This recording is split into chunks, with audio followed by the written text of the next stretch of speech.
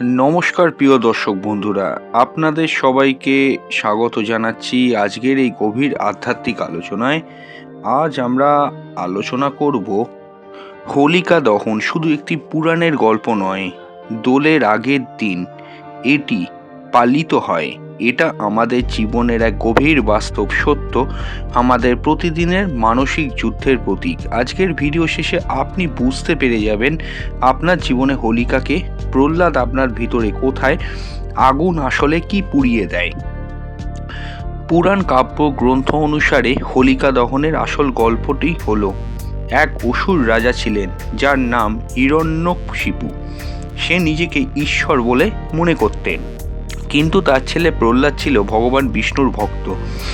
রাজার বোন হোলিকা আগুনে না পোড়ার বর পেয়েছিল, তাই পরিকল্পনা হলো প্রহ্লাদকে কোলে নিয়ে আগুনে বসবে হোলিকা, যাতে ভক্তের ছেলে মারা যায়।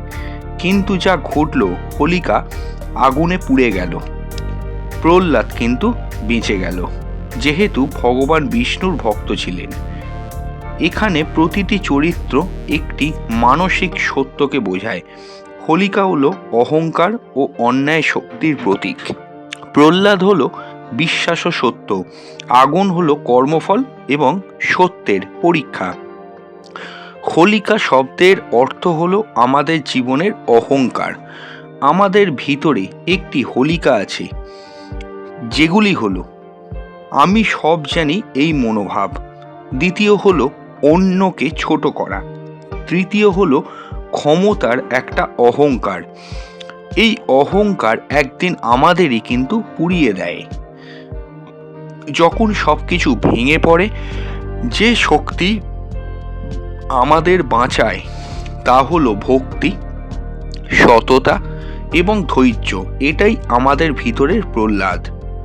আগুন মানে জীবনের পরীক্ষা, জীবনের কঠিন সময়, যখন চাকরি হারিয়ে যায়, সম্পর্ক ভেঙে যায়, অপমান সহ্য করতে হয়, আর্থিক সংকটের মুখোমুখি হতে হয়, কোনো মানসিক চাপে পড়তে হয়, এসবই হলো হোলিকা দহনের আগুন। মনোবিজ্ঞানে হোলিকা দহনের অর্থ হলো ঋণাত্মক শক্তিগুলোকে নষ্ট করা, মানসিকভাবে পরিশুদ্ধ করা। যখন মানুষ কঠিন সময়ের মধ্য দিয়ে যায়, তখন দুটি জিনিস ঘটে: এক, অহংকার ভেঙে যায়; দুই, নিজ নিজ আত্মার শক্তি বৃদ্ধি পায়। দেখুন, হোলিকা দহন আমাদের শেখায় কর্মের বিচার অবশ্যম্ভাবী। যার কর্ম অন্যায়, সে সাময়িক জিতলেও শেষ পর্যন্ত হারবে।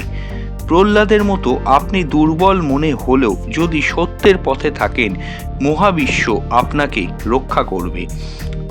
কর্মক্ষেত্রে অন্যায়ভাবে কেউ কারুর ওপর যদি জোর খাটায়, সেটি হলো হোলিকা।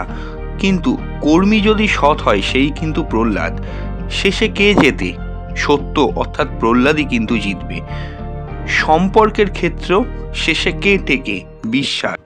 মানসিক জীবনে ঋণাত্মক চিন্তা হচ্ছে হোলিকা, কিন্তু শান্তি হচ্ছে প্রহ্লাদ। হোলিকা দহন মানে আপনার আত্মার পরিশুদ্ধি, আপনার পুরনো কর্মগুলোকে পুড়িয়ে ফেলা, আপনার নতুন জীবনের সূচনা।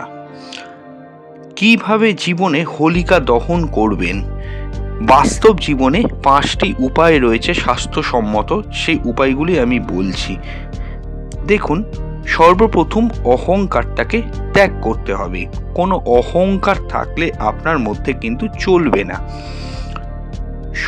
সদা সত্য কথা বলতে হবে, কখনো মিথ্যাচার বা মিথ্যা বললে কিন্তু হবে না। আপনার যে ব্যক্তির ওপর রাগ বা ঘৃণা রয়েছে, তাকে ক্ষমা করতে হবে। কখনোই রাগ, বিদ্বেষ, ক্ষোভ এগুলো নিয়ে কিন্তু জীবনে বেঁচে থাকা যায় না।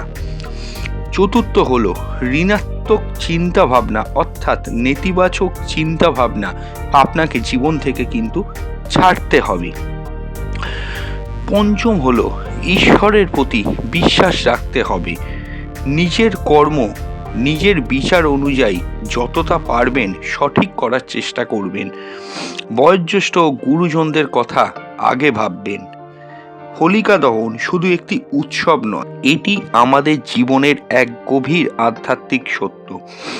অহংকার পুড়ে যায়, সত্য বেঁচে থাকে, ভক্তি জয়ী হয়।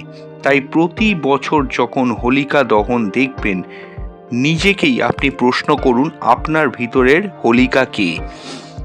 বন্ধুরা, ভিডিওটি যদি ভালো লাগে অবশ্যই কিন্তু আমাদের চ্যানেলটা নতুন হলে সাবস্ক্রাইব করে অল নোটিফিকেশান বেলটি কিন্তু প্রেস করে দেবেন এই জাতীয় ভিডিও সবার আগে পাওয়ার জন্য। নমস্কার।